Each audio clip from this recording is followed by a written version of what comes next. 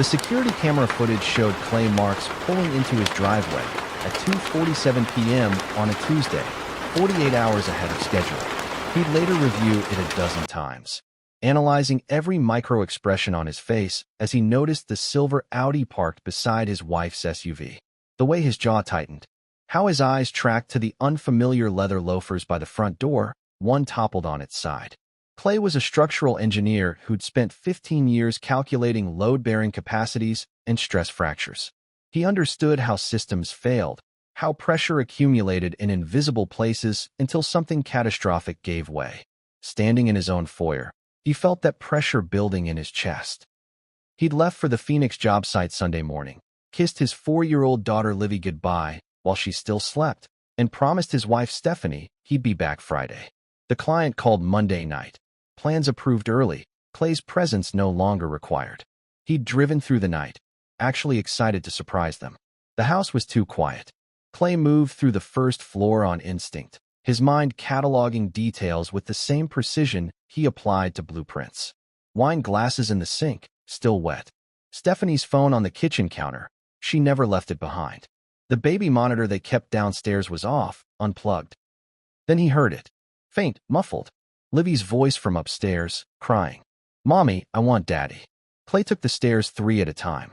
His daughter's voice came from his bedroom, not hers.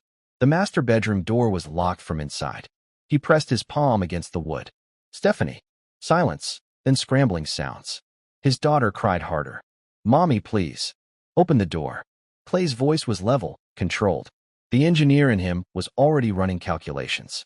The door was solid oak, pre-hung, 3 hinges. He could break it, but Livy was inside. He needed to think. "Clay." Stephanie's voice came through, breathless and panicked. You're not supposed to be home." I can hear her daughter crying. "Open the door." More shuffling. Whispered argument. Then a man's voice low. "I'll go out the balcony." Something cold and precise settled over Clay. The balcony. His mind pulled up the blueprints he'd examined 100 times. 12-foot drop to the lower deck, easy enough. But that meant climbing down, exposed, visible from the street. "Stephanie, you have 10 seconds before I remove this door." Livy is scared. The lock clicked. The door opened 6 inches, and Stephanie's face appeared in the gap. Her makeup was smeared, hair disheveled, wearing only his dress shirt, the blue one he'd been looking for last month. She just woke up from a nap and wandered in. "It's fine. Let me get dressed, and I'll bring her." "Step aside. Clay, just give me a minute too." He didn't push the door, didn't raise his voice.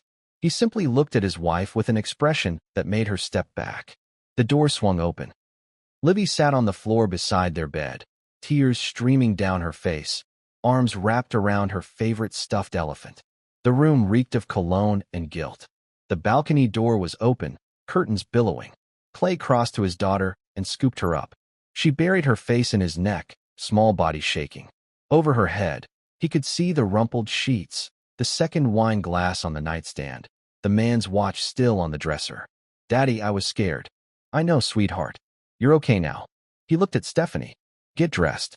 We're going to have a conversation." "Clay, I can explain." Not in front of her.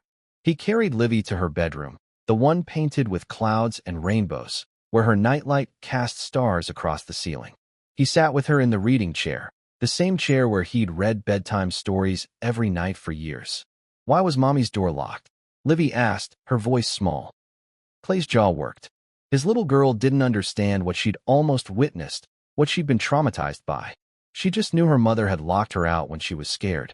"Sometimes grown-ups make mistakes," Livy bugged. "Big ones. Is Mommy in trouble?" He kissed her forehead. "Don't worry about that. How about we watch a movie in your room? Your pick." While Livy got settled with her tablet and headphones, Clay stepped into the hallway. Through their bedroom doorway, he watched Stephanie frantically texting someone, now wearing jeans and a sweater. When she noticed him, she flinched. "Who is he?" "Clay, please, can we just—" "Who is he?" She swallowed hard. "Jeffrey Strickland. He's the marketing director for Pinnacle Development." Clay's blood went cold. Pinnacle was the development company he'd been in talks with for the past 6 months. The Riverside project, his design, his bid, his potential career-defining contract. They'd been waiting for final approval. How long? 3 months. 3 months. While he'd been working 70-hour weeks, perfecting his pitch, Stephanie had been sleeping with someone from the company that held his future in their hands. Did he know? Clay asked quietly. Did he know I'm your husband when you started this? The way her eyes dropped gave him the answer. Clay pulled out his phone and sent a single text to his brother, Mickey Sweet. Different surnames because Mickey was adopted, but brothers in every way that mattered. Need you at my house. Now, bring your camera equipment. Stephanie's face went white. Clay, what are you doing? You locked our daughter out while you fucked a man in our bed, he said, voice like gravel. You put her through that trauma. So now I'm going to do what I do best. I'm going to engineer a solution. You can't, Clay. Please, it was a mistake. I'll end it, I promise. You already did. Over the next hour, while Livy watched her movie oblivious, Clay moved through the house with methodical precision. He photographed the wine glasses, the watch on the dresser, pulled up the security footage showing Jeffrey Strickland's arrival at 1:15 p.m. He'd been there an hour and a half. Mickey arrived 20 minutes later, a freelance videographer who documented everything from weddings to crime scenes. He was shorter than Clay, stockier, with sharp eyes that missed nothing.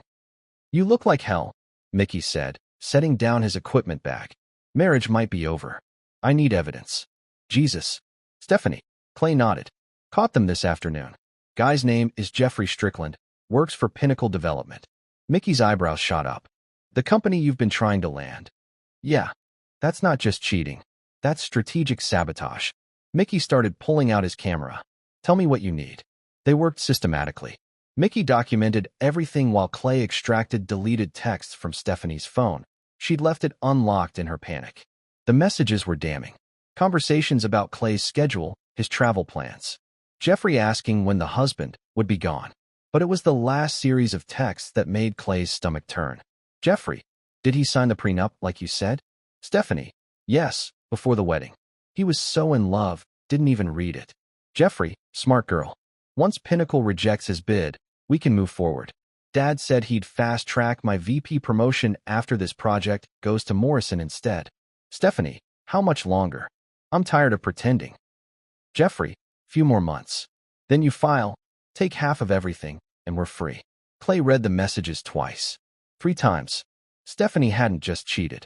She'd married him knowing she'd divorce him, worked with Jeffrey to sabotage his career, all for money and a promotion for her lover. The prenup. Clay remembered signing it, remembered Stephanie's father, a lawyer, insisting it was standard protection for both parties. He'd been so in love, so certain they'd be forever, that he'd barely skimmed it. Mickey looked over his shoulder. Holy shit. I need that prenup. Now. Clay found it in his home office file cabinet. Reading it with clear eyes for the first time, he felt sick. It was entirely one-sided. If Stephanie filed for divorce for any reason, infidelity included, she'd get the house, half his assets, and substantial alimony. But if Clay filed, he'd owe her even more, plus legal fees.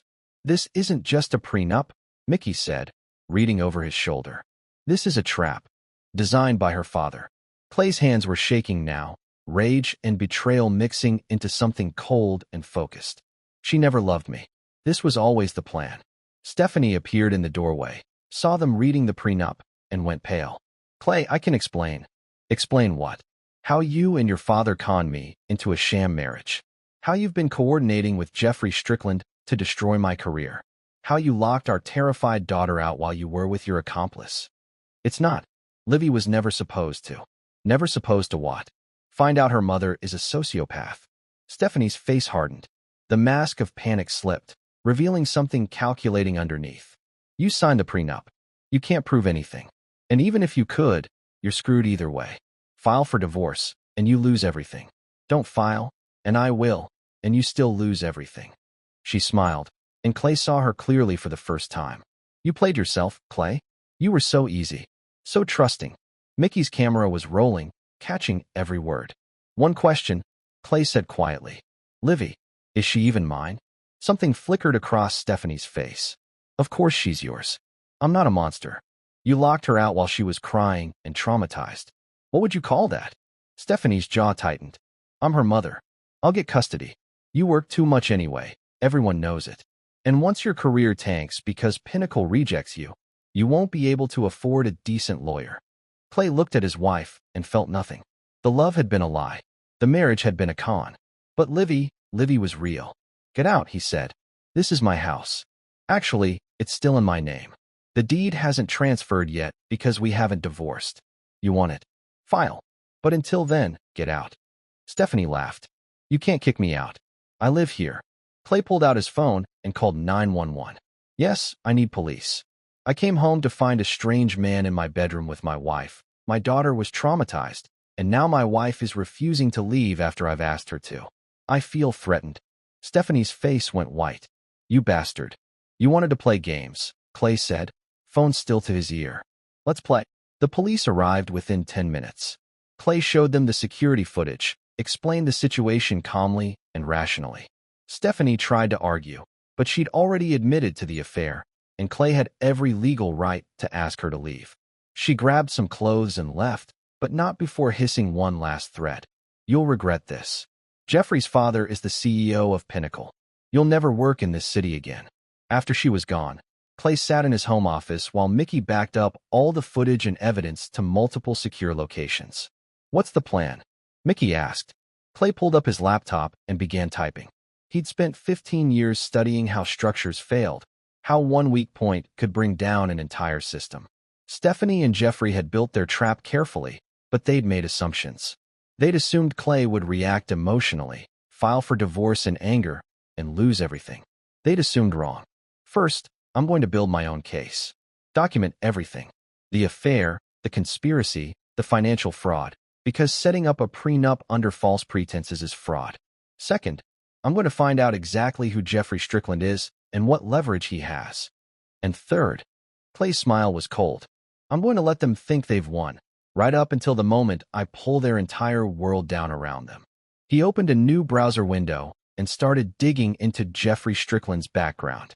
Within an hour, he'd found something interesting. Jeffrey was married to Denise Strickland, daughter of Eugene Bowers, the retired judge who'd presided over half the high-profile cases in the state.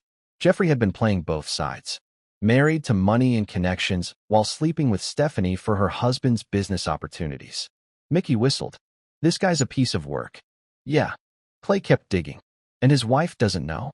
Look at her social media, happy family photos from 2 weeks ago. You thinking what I'm thinking? That everyone involved in this deserves to face the consequences of their own choices?" "Absolutely." Clay composed an email, attached screenshots of Jeffrey and Stephanie's messages, and included a note. "Mrs. Strickland, I'm Clay Marks, Stephanie's husband. I discovered this today. I thought you deserved to know. I'm sorry to be the one to tell you." He hovered over the send button. "This will blow up his life," Mickey warned. "He tried to blow up mine, and he put my daughter through trauma so he could sleep with my wife. His marriage, his career, his reputation, he gambled all of it. Time for him to pay up." Clay hit send.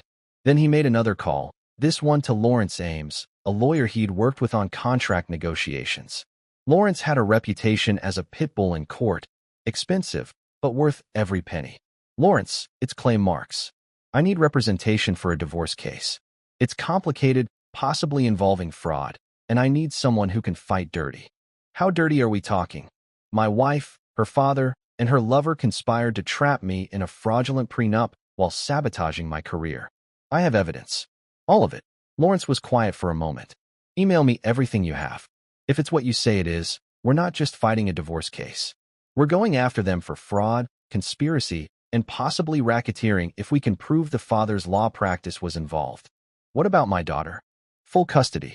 If your wife locked her out during an affair, that's child endangerment. Document her trauma. Get a child psychologist involved if needed." Clay felt the first flicker of hope. "How long? Cases like this? Could be a year, maybe 2. But if your evidence is solid, we can file for emergency custody and protective orders immediately." After the call, Clay checked on Livy. She'd fallen asleep in her bed, stuffed elephant clutched tight. He sat beside her, watching her breathe, and made a silent promise. "No matter what it takes, I'll protect you. I'll make sure they all pay for what they did to us." The phone buzzed. Text from an unknown number. "This is Denise Strickland. Thank you for telling me. Can we meet?" Clay smiled. The trap was beginning to close. The next morning, Clay sat across from Denise Strickland in a quiet corner booth of a downtown cafe. She was in her mid-30s, elegant in a way that spoke of old money and careful grooming. Her eyes were red-rimmed but sharp. "Thank you for meeting me," she said, voice steady despite the tremor in her hands. "I confronted Jeffrey last night. He admitted everything. I'm sorry you had to find out this way." "Don't be. I'm grateful." She pulled out her phone and slid it across the table. "He doesn't know I recorded the conversation. He told me about the plan, how he and your wife were going to use you for your work, sabotage your bid with Pinnacle so his father would give the contract to their backup choice, then leave their spouses and run off together."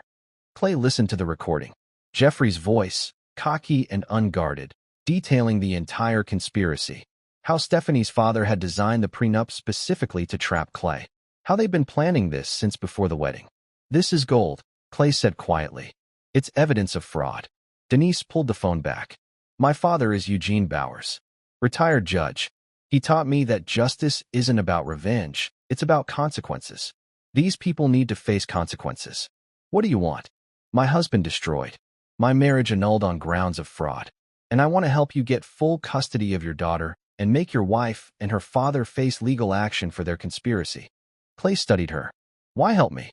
"Because my father built his career on protecting the innocent from predators. Jeffrey is a predator. So is your wife. And I have resources they don't know about." She pulled out a folder. "Jeffrey's father, Louis Strickland, is the CEO of Pinnacle. But the board isn't happy with him. There have been rumors of ethical violations, conflicts of interest. If I give them evidence that Louis was involved in a conspiracy to defraud a contractor, they'll have grounds to remove him." "Was Louis involved?" "Jeffrey mentioned his father several times in the recording. He knew about the plan. Approved it. That makes Pinnacle liable, which means their insurance company and legal team will turn on Louis to protect the company." Clay leaned back. "You've thought this through." "I spent all night thinking it through. My father taught me how to build a case. You're a structural engineer. You understand systems. So do I. We're going to systematically dismantle every piece of their plan until there's nothing left but rubble." They spent the next 3 hours strategizing. Denise had connections through her father, lawyers, investigators, judges who owed the Bowers family favors. Clay had evidence, documentation, and Mickey's video footage. By the end, they had a plan. Phase 1. Lawrence Ames would file for an emergency custody hearing, presenting evidence of Stephanie's child endangerment and conspiracy to defraud. They'd argue the prenup was invalid due to fraud. Phase 2.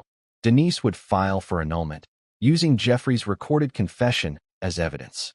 She'd also sue for fraud, claiming Jeffrey married her under false pretenses while planning to leave her for Stephanie. Phase 3. Both legal teams would coordinate to file a complaint with Pinnacle's board, providing evidence of Louis Strickland's involvement in the conspiracy. The board would be forced to investigate, and the scandal would tank any leverage the Stricklands had. Phase 4. Once the Stricklands and Stephanie were busy fighting multiple legal battles, Clay would resubmit his Riverside project bid directly to the board, positioning himself as the victim of an ethical breach. "It's surgical," Denise said with satisfaction. "We hit them from multiple angles simultaneously. They won't know which fire to put out first." Clay nodded. "What about your father? Will he help?" "He's already drafting the annulment paperwork. He wants to meet you." That afternoon, Clay sat in Eugene Bowers' home office, a room lined with law books and framed commendations. The retired judge was in his 70s, steel-haired and sharp-eyed. "My daughter tells me you were conned," Eugene said without preamble. "By my wife, her father, and your son-in-law." "Yes, sir. Stephanie's father is Marcus Barrera. I know him. Slippery bastard, but he's always stayed just inside the legal lines." Eugene leaned forward. "This prenup, though, this crosses the line. If you can prove Stephanie married you with intent to defraud from the beginning, the entire contract is void. I have text messages showing she planned the divorce before the wedding. That'll do it. But here's the problem. Proving fraud requires showing intent, and good lawyers can argue the texts were taken out of context or that plans changed." Eugene steepled his fingers. "Unless we can get Stephanie or Marcus to admit it on record." "How?" "Let me think on it. In the meantime, I'll file the annulment for Denise and attach the recording as evidence. That'll get Jeffrey scrambling. And I'll make some calls to Pinnacle's board members, quietly, off the record. Plant seeds of doubt about Louis's ethics." Clay felt the chess pieces moving into position. "Why are you helping me?" Because my daughter is devastated, and the man who caused it deserves to lose everything. Because Louis Strickland is a corrupt son of a bitch who's been skating by on connections for too long. And because I spent 40 years on the bench, and I know justice when I see it. Eugene's smile was thin and cold. You've been wrong, Mr. Marks. Let's make it right. The legal filings hit like coordinated artillery strikes. Lawrence Ames filed for emergency custody at 9 a.m. on Thursday, including Clay's evidence, Mickey's footage of Stephanie's admissions, and a child psychologist's preliminary assessment that Livy showed signs of trauma from the incident. At 10 a.m., Eugene Bowers filed Denise's annulment petition, with Jeffrey's recorded confession attached as Exhibit A. At 11 a.m., both legal teams jointly filed a formal complaint with Pinnacle Development's board of directors, outlining the conspiracy and Louis Strickland's involvement. By noon, the Stricklands and Stephanie were drowning. Jeffrey called Clay directly, voice shaking with rage. You backstabbing piece of... Careful, Clay interrupted. Everything you say can and will be used against you. Your wife recorded you once. How do you know I'm not recording now? Jeffrey hung up. Stephanie's father, Marcus Barrera, tried next. Mr. Marks, I think we can resolve this civilly. Perhaps we can renegotiate the prenup terms. The prenup you designed to defraud me? No. See you in court. You're making a mistake. You don't have the resources to fight us. Funny thing about being wronged, Clay said. People want to help. I've got 3 law firms offering pro bono work, a retired judge consulting, and a media strategy team ready to go public with the whole story if you push me. How many resources do you need? Marcus went silent, then hung up. The custody hearing was scheduled for the following week. In the meantime, Clay had temporary custody of Livy while Stephanie was granted supervised visitation only. She showed up once, tried to talk to Livy, but the little girl clung to Clay and wouldn't look at her mother. You've turned her against me, Stephanie hissed. I didn't have to. You locked her out while she was scared. Children remember trauma. The courtroom hearing was brutal. Lawrence Ames presented the evidence methodically. The affair, the text showing premeditation, Jeffrey's recording admitting the conspiracy, and most damaging, the child psychologist's testimony that Livy had developed anxiety around her mother after the incident. Stephanie's lawyer tried to argue that Clay was alienating the child, but the timeline didn't support it. The trauma occurred before Clay even knew about the affair. The judge, a woman in her 50s with no tolerance for nonsense, awarded Clay temporary full custody with Stephanie getting supervised visitation once a week.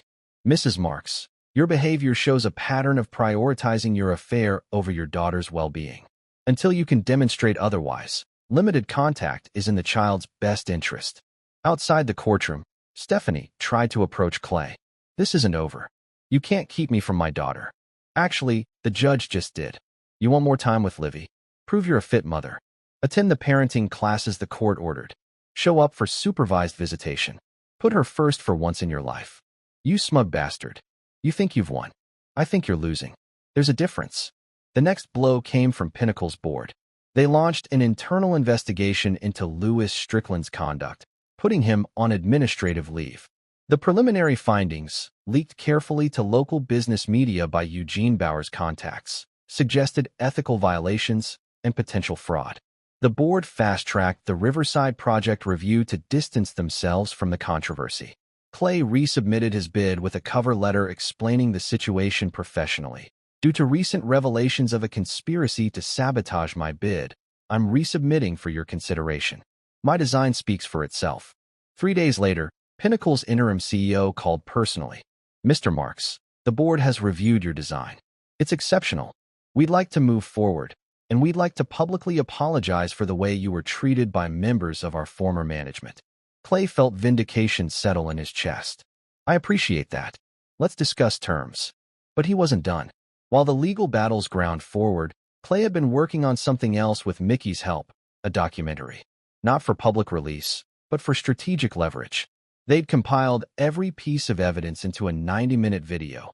The security footage, the texts, Jeffrey's recording, Stephanie's courtroom admission, Marcus Barrera's threatening calls, which Clay had recorded.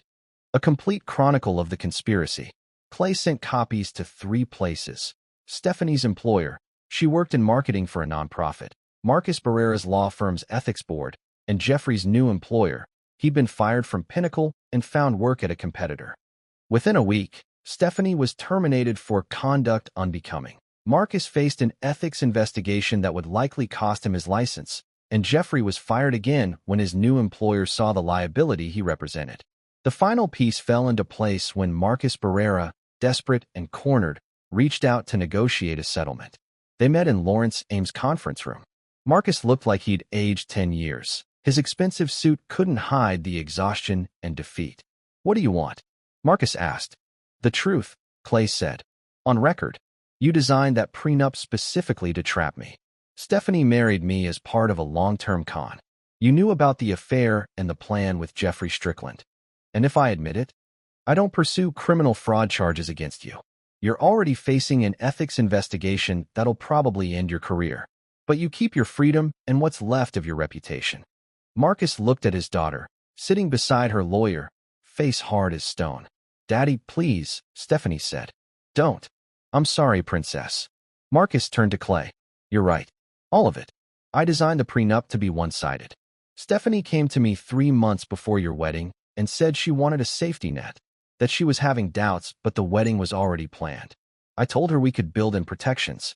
It spiraled from there. Keep going. After you were married, she met Jeffrey at some corporate event. They started the affair, and Jeffrey saw an opportunity. He could use you to help his career while positioning himself to swoop in after Stephanie divorced you. I advised them legally, made sure they stayed within bounds.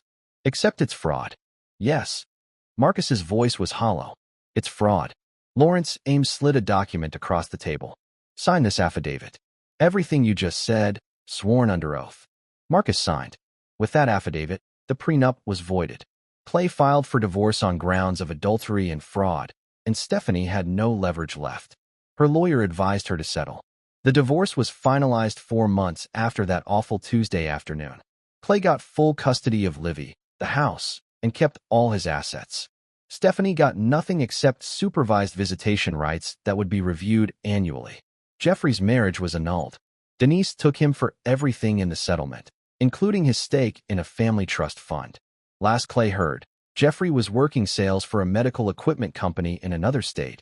His career in development finished. Lewis Strickland was forced to resign from Pinnacle's board amid the scandal. The company survived, but his reputation didn't. Marcus Barrera was disbarred after the ethics investigation concluded. He'd spent 30 years building his practice, and it collapsed in 6 months.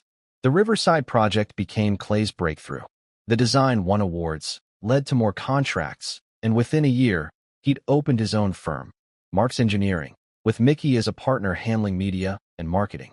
One evening, almost exactly a year after the discovery, Clay sat on his back deck while Livy played in the yard.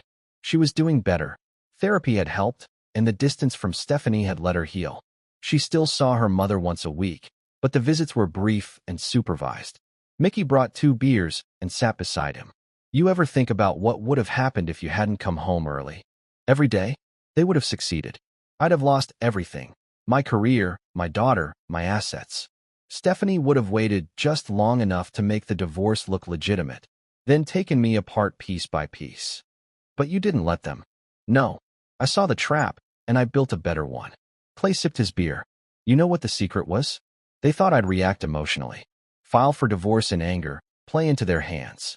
Instead, I stepped back, assessed the structure of their plan, found the weak points, and applied pressure until the whole thing collapsed. You sound like you're talking about a building. People are just systems too. Push the right places, and they fail just like any other structure." Mickey raised his beer. "To consequences."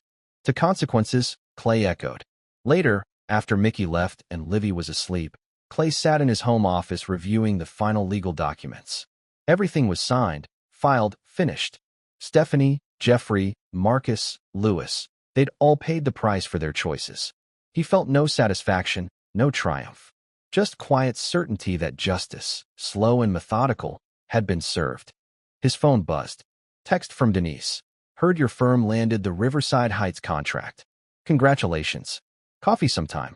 Clay smiled. Maybe there was room for something new after all. He typed back, "I'd like that." Outside his window, the city lights glittered against the night sky. A million structures, all standing because someone had calculated the loads correctly, engineered the foundations properly, ensured that pressure found distribution instead of catastrophic failure. Clay had rebuilt his life the same way, one careful decision at a time, with precision and patience, until he stood on solid ground again. And this time, nothing would bring it down.